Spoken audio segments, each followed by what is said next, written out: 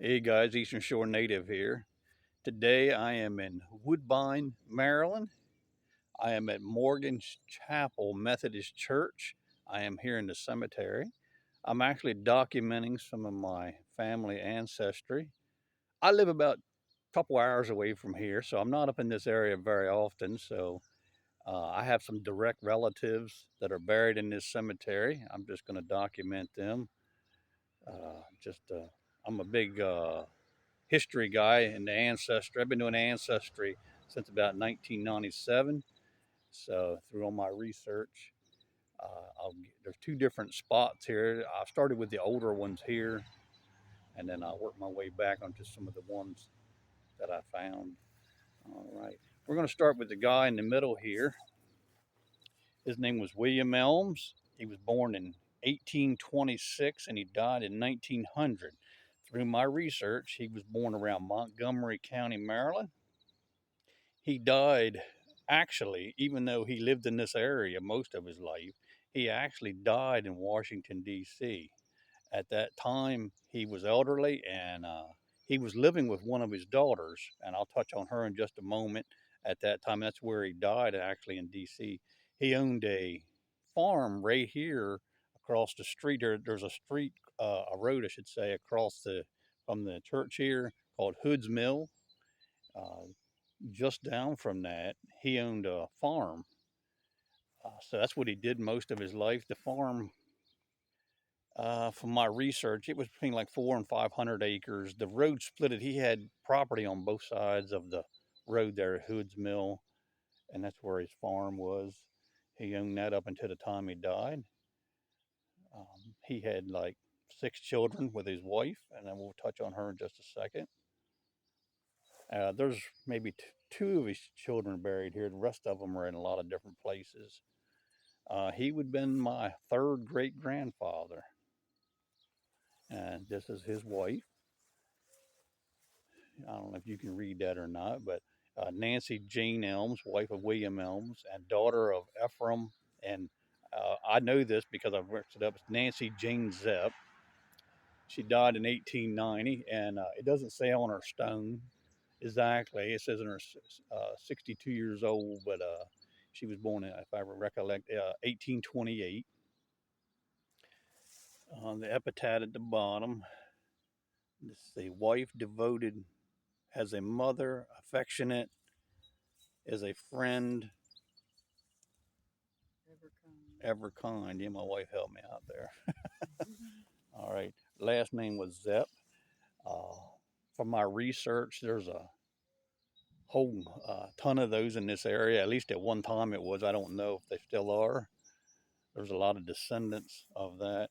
The Zepp family was a very large family, very large. Her father, Ephraim, he was married like two different times. He had approximately 20 children between the two. Obviously, his second wife was much younger. So there's a lot of descendants of the Zepp family there. And they had been in this area probably since the 1600s, if I remember correctly. As I said, William, I think he was born around Montgomery County. This lady here is their daughter, actually. Mary, a beloved wife of William H. Harrison, 1866 1914, asleep in Jesus, blessed sleep for which none ever wake to weep. This is who William was living with when he passed away. Nancy, his wife Nancy Jane, had already died 10 years prior, and I guess he got to the point he couldn't really take care of himself, maybe. But he was living with her, and she lived in Washington, D.C. She was married to a police inspector up in Washington, D.C. His name slips my mind right now without looking at my records. But that's what they were, that's who he was living with at the time when he passed away. And obviously, they brought him back here. This is where he was from. This is where he spent most of his life, I should say. So that's why he got brought back here to be buried here. You can see side of the church here. I'm on the side here. I'm here on a Sunday morning. It is about 7:30, 8 o'clock. I tried to get here before they have service. I didn't want to interfere with that. I'm going to go back here. There's another section of some of the relatives from them.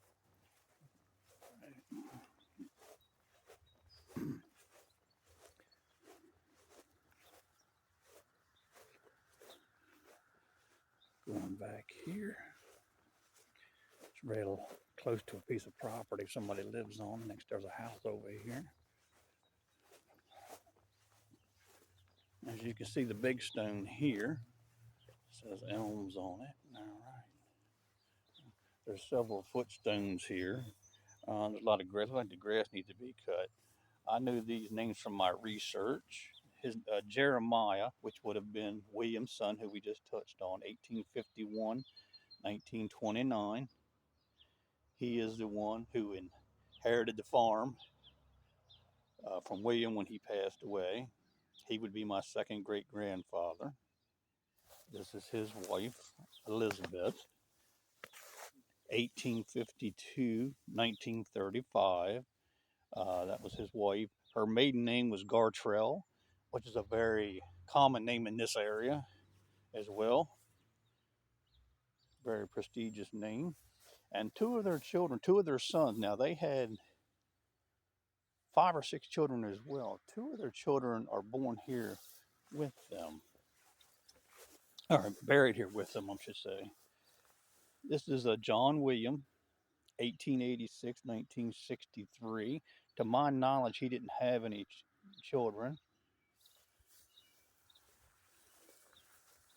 And we see Albertson, 1877, 1925. Now, from my research on there, he had a couple of children. His nickname, what everybody called him in life, was Allie. They called him Allie. He had 2 children, Henry Elms and Amy Elms. Amy had several children. Henry, to my knowledge, never had any children. I actually met Henry when I was a young boy before he passed away. He lived over by Westminster. But yeah, there's the Elms family here. Just documenting this part of my family while I was up in this area. All right, the Elms family. All right, guys, I'll talk to you later.